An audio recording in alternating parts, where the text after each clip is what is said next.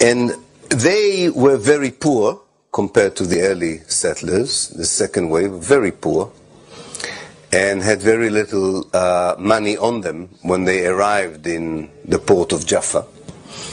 They knew nothing about how farming and agriculture, because as you know, Jews in Russia and Eastern Europe were not allowed to work on cultivation of land, and had nowhere to stay, and didn't know how to make a living for themselves in the new country called Palestine.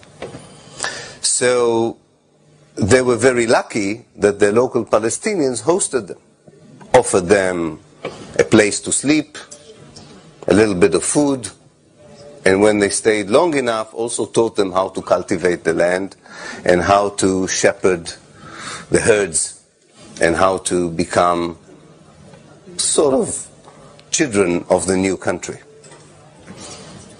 But at night, these settlers, under the candlelight, wrote diaries. They were obsessive diarists. They wrote a lot of, every day they wrote in a diary, which is good for the historian. They wrote about everything. A mosquito bite, they didn't sleep well, a lot about the women they didn't like, the women didn't like the men didn't like the men.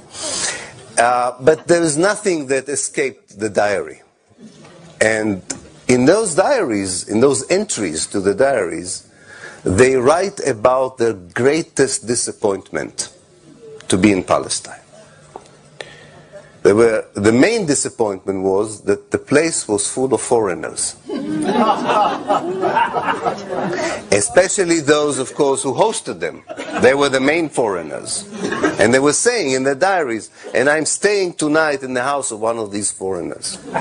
And you have to understand this mindset. The mindset is, and hasn't changed. It hasn't